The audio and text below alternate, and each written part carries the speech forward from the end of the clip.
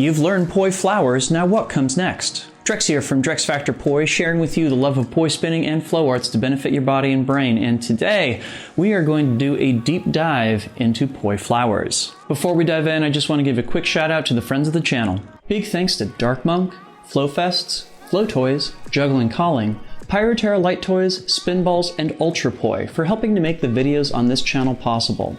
You can learn more about all of these amazing businesses and what they're doing to support flow artists like yourself by checking out the links that I have down in the description of this video. And special thanks to non-business friends of the channel, Johnny Howard, Lain Mochinsky, and Pekka Pekkonen. Thank you so very much for your support for my work and my mission. So we've all been there. We've spent a whole bunch of time learning a new poi trick. We've worked really, really hard, and we feel so relieved. We feel such a catharsis when we get it. Now what? It's an unfortunate fact of learning a new skill that there's so much time and energy that goes into learning something brand new that, you know, it can kind of seem daunting to try to get another thing that's new. But whenever you learn a new poi trick, it's almost guaranteed that there are some other variations or other poi tricks that are similar enough that they can take advantage of a lot of the stuff that you've already learned. That is the whole purpose behind this series. It's not a tutorial, it's not a combo, it's what comes next. And this particular video comes as a request from Flow420 Hippie. They were asking for a video on flowers. Now this is kind of general, so I decided that I was going to get it a little bit more focused and say that we're going to touch on 4-petal antispin flowers in this video. 4-petal antispin flowers are frequently the first antispin flowers that a lot of people learn. They have a beautiful symmetry about them where they can be rotated in countless different ways and flipped on axis in any way you like. Now that said, there's a lot of flowers out there, so if you would like to see me cover a different flower in a future What Comes Next video, please leave a comment and be specific. The more specific, the better. But given 4-petal antispin flowers include a lot of the basics for learning how antispin works, I figure it's a good place to start here. So let's dive in. My first pick is going to be another kind of antispin flower, and it is a very, very common one. After you learn the 4-petal antispin flower, I think it's a good idea to learn the 3-petal or triquetra. Triquetras are a mainstay of tech poi, not just because they look cool, but because the odd number of petals puts them in a unique position of having a lot of different ways that they can be rotated that generate different pictures. They can be used for creating such iconic tricks as the Mercedes or the static spin versus triquetra antibrid. This is one of those tricks that you're going to get a lot of mileage of, so it never hurts to dive into it. Additionally, there are some great lessons to be had here about petal placement. Indeed, if you've gone to all the work to learn how to do a 4-petal antispin flower, figuring out how to eliminate one of those petals and make the entire flower still look smooth is a great exercise that'll help out when learning other antispin flowers too. Next up, we're going to pivot a little bit because 4-petal antispin flowers also have a very unique quality to them. Namely, they're kind of inversions of 2-petal inspin flowers. So let's talk about switching back and forth between them. At any spot in the 4-petal antispin flower, when the poi is poking out to the side, you've got an opportunity to carry it all the way around into an inspin flower, specifically a 2-petal one. But here's the real trick, because it turns out that those 2-petal inspin flowers actually have the poi traveling at exactly the same speed throughout as the 4-petal antispin flowers. You can see this for yourself if I collapse either one of them down into a simple linear isolation pattern.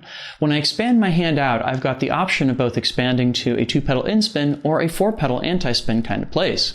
Even better, this sets me up for being able to do hybrids with each of these flowers later on down the road. So before I share with you my final pick for what comes next once you learn 4-petal antispin flowers, I have a small favor I need to ask. If you've come this far, it probably means that you are into poi tricks and you're into learning more about them. And the good news is that I produce lots of videos on that topic. So if you could please leave me a like and subscribe to the channel. That way you know exactly when I drop a new video and I can help you out pushing your poi education forward. And of course, do leave me your suggestions for other poi tricks that I can cover in this series.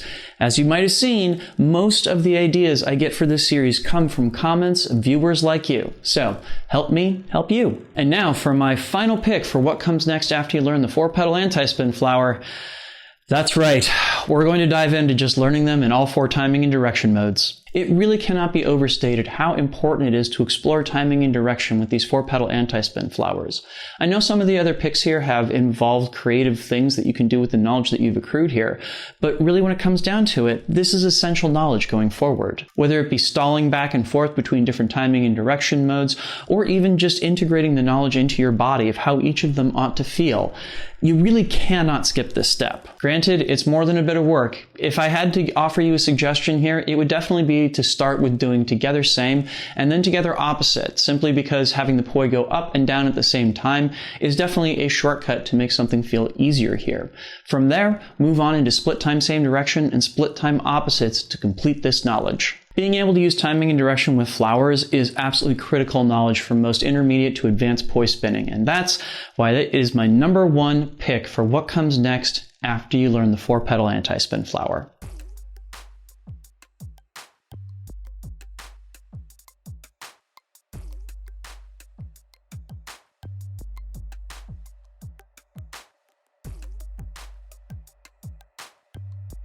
This video would not have been possible without the kind support of all of these nice people right here. These are my Flow patrons over on Patreon, and they, along with the awesome people listed down in the description, help to make this video and all the videos on this channel possible. Do you like what comes next? Do you like my Flow videos, my tutorials, combos, etc.? I'm on a mission to try and bring poi spinning and flow arts to the wider world and connect people with their brains and their bodies as creative individuals. So help me do it.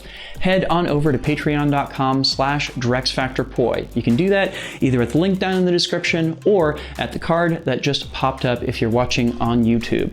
There you can sign up for a whole host of different rewards and best of all, be helping me out in my mission here. Go and take a look. Please and thank you. So what do y'all think? Did I miss a really obvious pick here? Is there something else you would have suggested to somebody who just learned how to do a 4-petal antispin flower? I would love to hear it. Leave me a comment and let me know. In the meantime, I'm going to leave y'all with a link to a playlist of videos I have done in the What Comes Next series down below, as well as up on screen if you are watching on YouTube.